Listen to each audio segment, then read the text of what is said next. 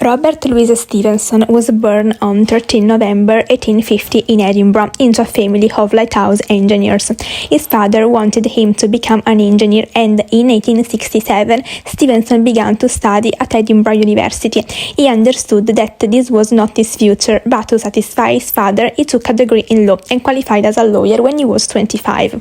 He spent 4 years traveling in Europe and in France met an American woman, Fanny Osborne, and they finally got married in 1880. He wrote Treasure Island, The Strange Case of Dr. Jekyll and Mr. Hyde, and he was highly appreciated by other writers, including Harry James, but critics tended to dismiss his writing. After his father died in 1887, Stevenson returned to the United States. In summer, he sailed through the Pacific and spent long periods on the Hawaiian island. In 1890, he bought a large property in Upolu, one of the Samoan Islands, and adopted the name Tusitala, storyteller in the Samoan language. The works of this period, in particular The Beach of Fallujah and The Ebb Tide, criticized European exploitation and colonization of the South Seas. Troubled by his poor health and depressed by the thought that he was no longer capable of producing great works, Stevenson died on 3rd December 1894. During his short life and very short writing career, Stevenson produced an impressive quantity of works, covering a wide range of genres: poetry, plays, biography, essays, travel writing, short stories, and novels. He is undoubtedly best remembered for his novels. Many critics saw him merely as a writer of children's fiction, but in very recent times he has won a place in the great anthologies, while his uncharted popularity is confirmed by the fact that he is the 25th most translated author in the whole world. The Strange Story of Dr. Jekyll and Mr. Hyde is a fascinating product of Victorian England. In this era of scientific and technological progress and of the rapid expansions of the British Empire, many writers began to devote the ideals of progress and civilization.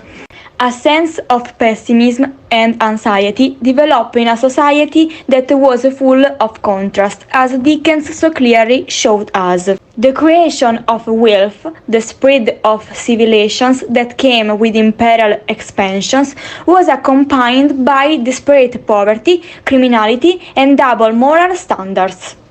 Good and evil, civilization and savagery are presented in a man with the two identities, the scholarly Dr. Jekyll, who escapes from his rational and moral identity with a potion that transforms him into the irrational evil Mr. Hyde. Hyde is responsible for a series of crimes, but escapes detention as a second dose of potion which transforms Jekyll's monsters into the respectable doctor. The story ends with the suicide of Hyde, who can no longer escape justice, with the discovery of a letter written by Dr. Jekyll to his friend Utterson, which finally reveals the whole mystery of the double identity.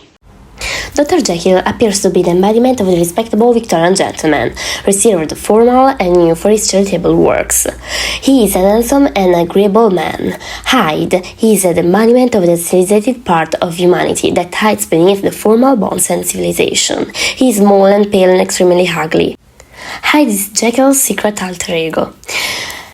In the end, it is Hyde who takes over. The character's duality can be interpreted as a critique of Victorian morals, in which appearances were not important and everything was fine as long as corruption and vice remained in the private sphere and new to the world outside. The dual relationship between Dr. Jekyll and Mr. Hyde seems to be a direct reference to the literary theory of the so-called doppelganger.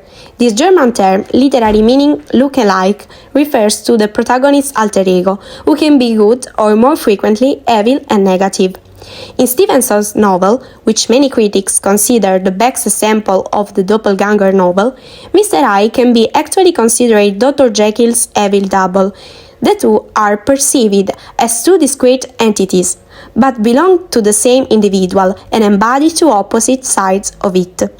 Their relationship is mutually dependent and very ambiguous. Even though Jekyll disapproves of Hyde's mischiefs, he is deeply attracted by his dark side, which gives visibility to an aspect of the self that Jekyll and the entire Victorian society have always tried to hide or repress. The story is told from different perspectives. The first is Mr. Anderson. However, for the most of the novel, we basically follow Mr. Utterson's limited point of view, and we only learn the full story when he does. The effect is to keep us in the dark and to make us share Utterson's bewilderment and horror as the story proceeds. The story of the man of science who tried to separate the evil in himself from the good drew inspiration from Gothic tradition. Stevenson offers a very accurate analysis of man's psychological and moral nature. He combines Gothic motifs with elements of detective fiction. The setting is London, its grimy alleys and dark corners in the fog. Most of the action happens at night because that is the time when Hyde operates. Night and fog are symbols of obscurity, symbolizing Dr. Jekyll's dark side as embodied by Mr. Hyde. Even Dr. Jekyll's house has a symbolic meaning, representing the duality of his owner. The front door, which Dr. Jekyll uses an elegant facade, while the real door used by Hyde is in a sinister building with no windows.